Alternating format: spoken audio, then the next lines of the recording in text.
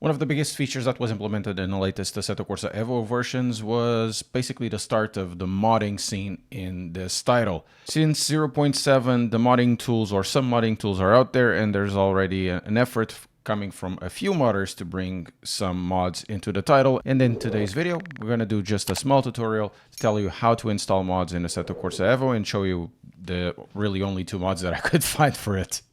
The modding installation version is similar, but at the same time a little bit different. There are a few differences here, and sadly it creates some issues, at least for me, or it will create some issues, at least for me, on the long run when you start installing more mods. So once you install the mods, for example, this one is available on overtake.gg, and this one is available on Modlands on Assetto Corsa EVO. Inside, you will have a KS package file. As you can see, the KS package file is compacted to 115 megabytes, but unpacked it's about almost 800 megabytes. So you can understand how this goes. The more you install, the more space it's going to use. Now, to install the mods, you don't go to the game folder.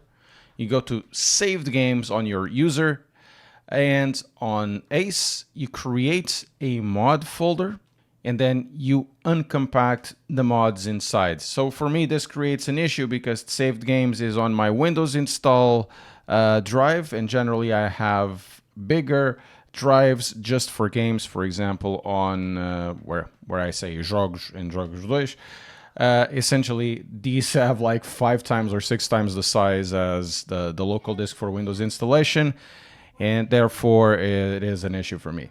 The cars will be available on your brand central. For example, the Civic will be here.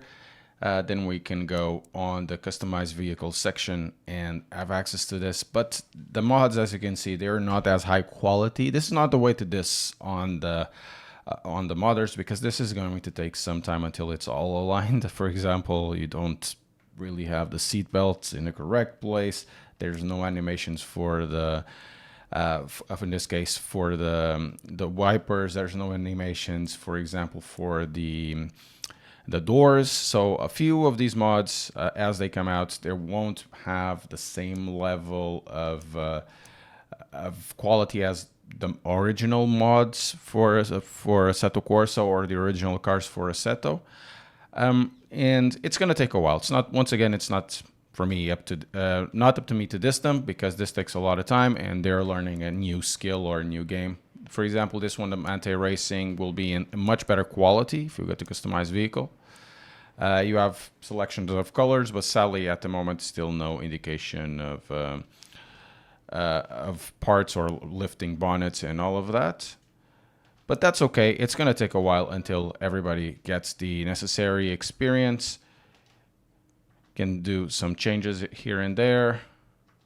You can change the roll cage, and you can also change the stitching inside. So it's gonna take a while. There's more things to mod. This last part, this part of the video is not to critique at any length the mods. It's just to explain potentials this could have, because as you can see, this is just very early access modding stuff. This car in specific doesn't even have the speedo working, and the wipers don't work, and a lot of things don't work, and that is totally fine. As experience comes up to these modding communities and modding teams, we'll have better quality material, not only on cars but also on tracks whenever they come. Hopefully in the future we'll have teams like VRC and RSS coming in. Some of the best cars that I've ever used are from those teams. Also, the Primera GTs that used to have an overtake or / race department. And we can have types of championships that we used to have in the past with Assetto Corsa. The modding will be totally different in terms of physics, or different in terms of physics enough that these teams and modders will have to relearn things, and that is totally fine.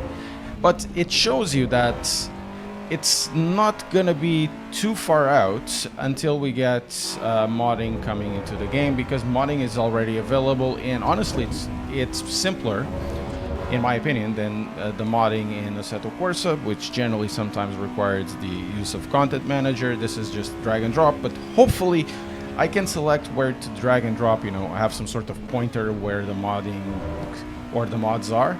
that would be very, very useful, because, you know, my Windows installation hard drive is much, much smaller where I do keep my games. I have two hard drives for games, and those are definitely much larger than the ones for Windows. Hopefully that changes in the future. Kunos is able to let us point to the correct folder for mods, and that does help. Oh my god! Oh, that, yeah.